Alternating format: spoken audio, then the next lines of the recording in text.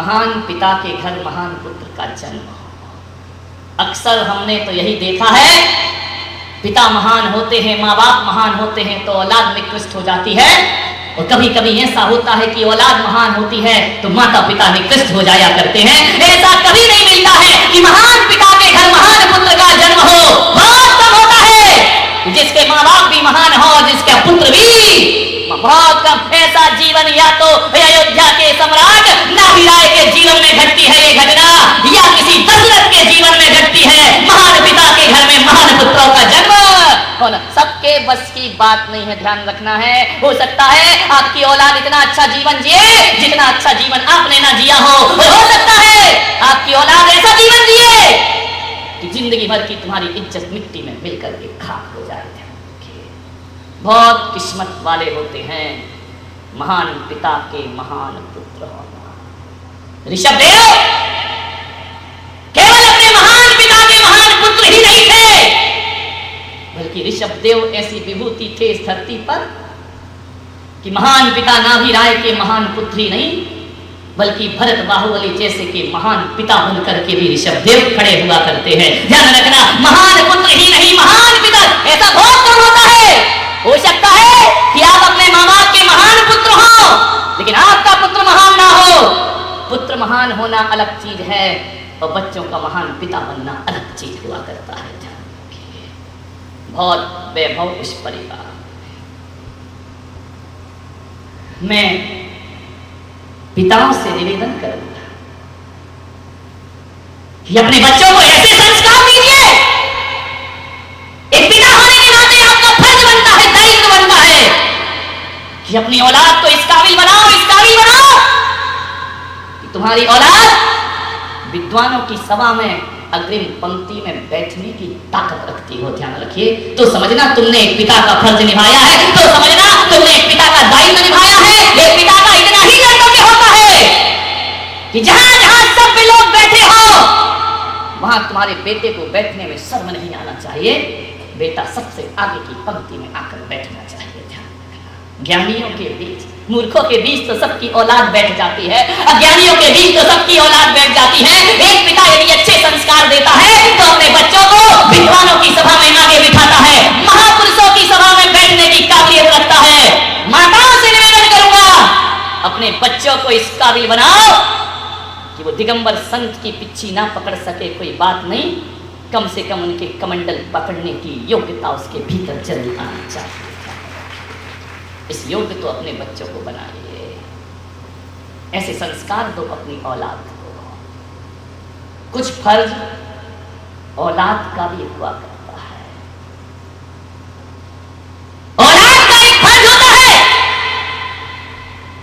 कि वह ऐसा जीवन जिए कि तुम्हारे माँ बाप को देखकर लोग ये कहें कि बताओ तुमने कौन से जन्म में कौन सा पुण्य किया था जो राम लक्ष्मण जैसे बेटों का तुम्हारे घर में जन्म हुआ है। एक औलाद का ये दायित्व है, एक बेटी का ये दायित्व है, वो ऐसा जीवन जिए कि तुम्हें देख करके तुम्हारे माँ बाप से लोग पूछे कि बताओ कौन सा पुण्य किया था तुमने जो सीता जैसी बेटी तुम्हारे घर में पैदा हुई। माँ बाप की छाती चौड़ी हो जाएगी, गर्व से मस्तक ऊंचा हो जाएगा।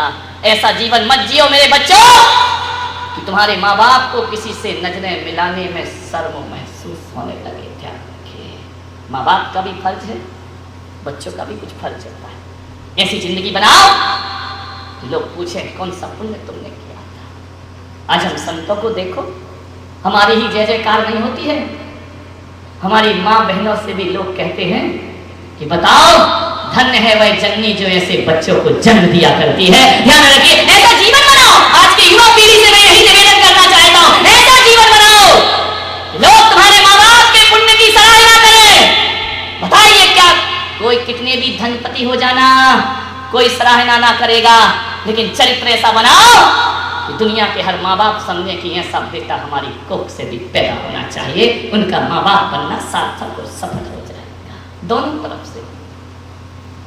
बुढ़ापे में एक बाप का ये फर्ज बनता है कि वह घर की चाबी के लिए इतनी पकड़ के ना बैठे चाबी कि बच्चों को तुम्हारे मरने का इंतजार करना पड़े।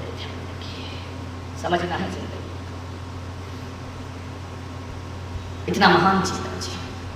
एक शिष्य का यह फर्ज बनता है कि ऐसी जिंदगी बनाए, ऐसी जिंदगी बनाए। अरे गुरु के नाम से तो सैकड़ों चेले जाने जाते हैं, कोई एक बिल्ला चेला होता है जिससे गुरु की पहचान बना करती है। ध्यान रखिए, विचार करना है आपको। आचार्य विद्यासागर जी महाराज एक महान आचार्य है, जैन जगत के सर्वोच्च आध्यात्मिक संत हैं। ध्यान रखना, ये वो आचार्य हैं जिन्होंने गुरु से अपनी पहचान नहीं बनाई, ऐसा जीवन जिया कि अपने साथ साथ गुरु का नाम भी अमर कर दिया और अपने गुरु का नाम भी रोशन कर दिया। गुरु के नाम से जिंदगी जीना बहुत आसान काम है और अपने कर्मों से गुरु का नाम रोशन करना एक शिष्य का दायित्व और फर्ज हुआ करता है। मान्यवर, उनके नाम के तो कई चेले घूम रहे हैं, लेकिन जो आचार्य विद्यासागर ने अपने गुरु के लिए किया है, जहां तक मुझे माफ करना, सारे चेले मिलकर भी अपने गुरु के लिए ऐसा नहीं कर सकते। जीवन महान बना। ऋषभदेव प्रथम तीर्थंकर, नाभिराय का दरबार, बड़े गीत गाए जा रहे हैं, बड़ी बिरदावलियां गाई जा रही है, नाभिराय का यशोगान हो रहा है, नाभिराय की यश कीर्ति फैल रही है सभी जगह। जिसे देखो वो जय जयकार करता है। अंतिम मनु नाभिराय की जय हो, भक्त वत्सल नाभिराय की जय हो, प्रजा वत्सल नाभिराय की जय हो, प्रजा पालक नाभिराय की जय हो। तुम्हारे जैसा सम्राट ना आज तक हुआ है और ना भविष्य में कोई दिखाई। इतनी प्रशंसा नाभिराय की, कान सुन सुन के उनके पक गए। जो देखो वो हाथ जोड़े खड़ा रहता, सौधर विमलाता धरा पर वह हाथ जोड़े खड़ा रहता। हे जगत पिता, तुम्हारा देवलोक वंदना करता है, तुम्हारी पूजा और आराधना करता है। इतना वैभव नाभिराय के पास था। ललच रहा होगा ना मन, तुम्हारी औलाद ही तुमसे इज्जत से नहीं बोलती है। ध्यान रखना, दुनिया में इज्जत कमाई तो क्या कमाई, घर में इज्जत कमाओ अपने।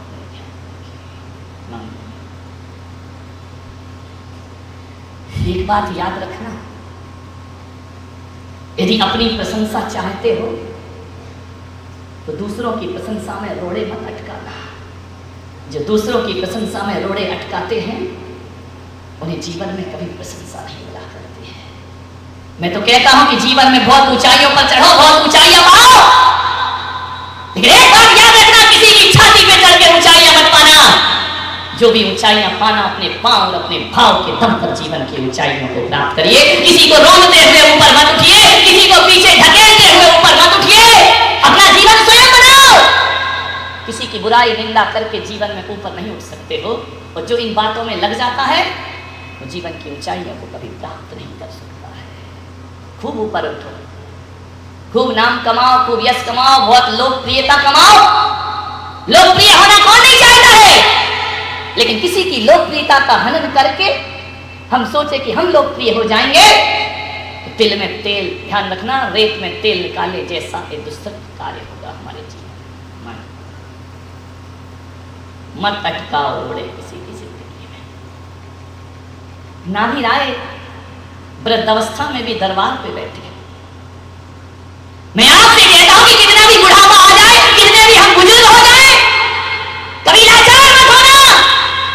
ध्यान रखना, मन बूढ़ा कभी नहीं होना चाहिए। तन बूढ़ा हो जाए तो हो जाए, कोई बात नहीं है, तन में कोई कुछ नहीं कर सकता है, लेकिन अपने मन को कभी बूढ़ा मत बनाइए। बुजुर्गों से कहूंगा, संभालो अपना बुढ़ापा। बूढ़ा और जवान कौन होता है? किसे कहोगे जवान और किसे कहोगे बूढ़ा? मान्यवर, जो व्यक्ति ये कहता है कि मेरा जमाना चला गया, मेरा समय चला गया, मैं कुछ नहीं कर सकता, समझना वो बूढ़ा हो गया है। और जो कहता है मेरा जमाना कल भी था, मेरा जमाना आज भी है और मेरा जमाना हमेशा रहेगा, वो जवान हुआ करता है। ध्यान रखिए, आपसे एक ही मेरा निवेदन है, जो ये नहीं कहता है कि मेरे दिन चले गए, मेरा समय चला गया, मेरे जीवन गुजर गया, नहीं बाबा, 80 साल का बूढ़ा भी यही कहता है मेरा जमाना कभी नहीं जा सकता, मैं उस 80 साल के बूढ़े को जवान मानूंगा। और 21 साल का जवान कहता है मुझसे एक काम नहीं होगा, मैं 21 साल में भी उसे बूढ़ा मानने को तैयार हो जाकर कर। कैसे कह सकते हो ये हमसे नहीं होगा?